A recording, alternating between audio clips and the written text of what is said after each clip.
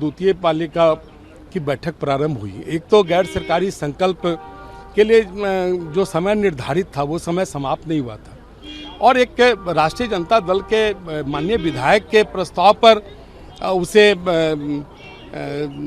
ध्यानाकर्षण समिति में या शून्यकाल समिति में भेज देना ये कहीं से औचित नहीं है। परंपरा रही है कि गैर सरकारी संकल्प सदस्य का व्यक्तिगत संकल्प होता है और यह बात सदन में आती है, सदन में उस पर चर्चा भी होती है।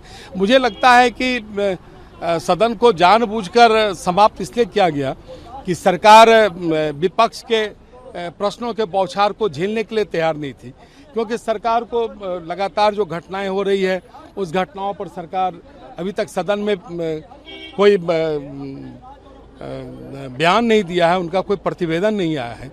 और खास करके बिहार गीत गाया गया तो हम सब सम्मान पूर्वक बिहार गीत का जब गायन हो रहा था तो हम सब सम्मान में खड़ा भी हुए, खड़ा होना भी चाहिए था। बिहार के का गौरव गान था, बिहार का वैभव गान था, लेकिन एक परंपरा रही है कि वंदे मातरम से हम लोग सदन की कार्रवाई को समाप्त करते हैं पूरे सत्र को, तो उसे भी नहीं किया गया। ये दुखद है।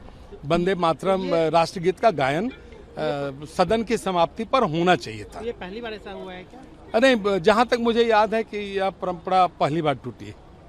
क्या वजह लग रहा है कि ये परंपरा तोड़ दी? नहीं, देखिए, मैंने आपको पूर्व में ही बताया कि सरकार सदन में विपक्ष को झेलने के लिए तैयार नहीं है। वो सरकार निरुत्तर है।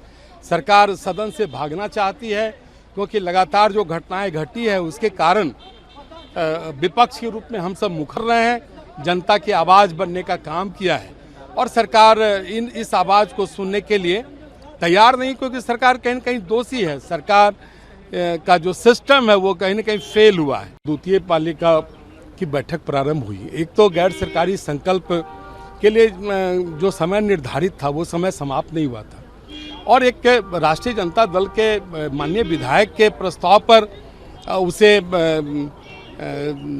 ध्यानाकर्षण समिति में या शून्यकाल समिति में भेज देना ये कहीं से औचित नहीं है। परंपरा रही है कि गैर सरकारी संकल्प सदस्य का व्यक्तिगत संकल्प होता है और यह बात सदन में आती है, सदन में उस पर चर्चा भी होती है।